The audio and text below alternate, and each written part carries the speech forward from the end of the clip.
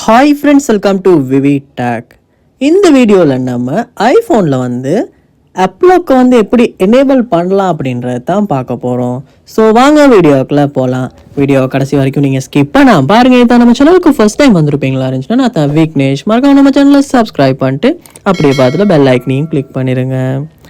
அதாவது நம்ம நார்மலாக ஐஃபோனில் வந்து ஏதாவது அப்லாக் யூஸ் பண்ணால் ஏதாவது நம்ம ஆப் வந்து டவுன்லோட் பண்ணி ஆப் ஸ்டோரில் யூஸ் பண்ணுற மாதிரி தானே இருக்கும். பட் இப்போ வந்து iOS 18 நீங்கள் அப்டேட் பண்ணியிருப்பீங்களா இருந்துச்சுன்னா iOS 18லேயே வந்து அப்லாக்குக்கான அந்த ஃபீச்சரை இப்போ வந்து கொடுத்துருக்காங்க. ஸோ நமக்கு தேவையான மாதிரி நமக்கு தேவையான ஆப்ஸுக்கு வந்து ஃபேஸ் ஐடியை வந்து நம்ம அப்லோக்காக செட் பண்ணி வைக்கலாம்.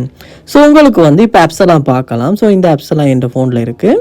ஸோ எக்ஸாம்பிளாக இப்போ நீங்கள் இன்ஸ்டாகிராமுக்கு வந்து அப்லாக் வந்து போட்டு வைக்க விரும்புகிறீங்கன்னா அந்த ஆப் ஐக்கனை கிளிக் பண்ணி ஹோல்ட் பண்ணிக்கிட்டே இருப்பீங்களா இருந்துச்சுன்னா இங்கே ரிக்வயர் ஃபேஸ் ஐடி அப்படின்ற ஒரு ஆப்ஷன் இருக்கும். ஸோ அந்த ஆப்ஷனை கிளிக் பண்ண இப்போ மாறிச்சுன்னா ரிக்வயர் ஃபேஸ் ஐடி அப்படின்ற ஒரு ஆப்ஷன் கேட்கும். ஸோ அதை கிளிக் பண்ணதுக்கு அப்புறமா ஃபேஸ் அன்லாக் வந்து இந்த இன்ஸ்டாகிராம் ஆப்புக்கு வந்து எனேபிள் ஆகிரும். ஸோ அதுக்கப்புறமா ஆப்பை ஓப்பன் பண்ணோன்னா கண்டிப்பாக ஃபேஸ் அன்லாக் வந்து அதாவது ஃபேஸ் ஐடி வந்து எனேபிள் ஆகி ஸோ ஃபேஸ் ஐடி வந்து செக் பண்ணி அதுக்கப்புறம் தான் ஆப் வந்து ஓப்பன் ஆகும்.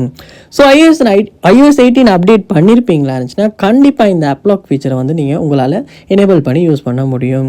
ஸோ இப்படி தான் ஐஃபோனில் வந்து நம்ம அப்லாக்கை வந்து நம்ம எனேபிள் பண்ணுறது. ஸோ இந்த வீடியோ உங்களுக்கு ரொம்ப யூஸ்ஃபுல்லாக இருந்திருக்கும்னு நினைக்கிறேன். இது போல் நிறைய வீடியோ பார்க்கணுன்னா கண்டிப்பாக நம்ம சேனலை சப்ஸ்கிரைப் பண்ணுங்கள். அப்படியே பார்த்து பெல் ஐக்கனையும் கிளிக் பண்ணுங்கள். தேங்க்யூ.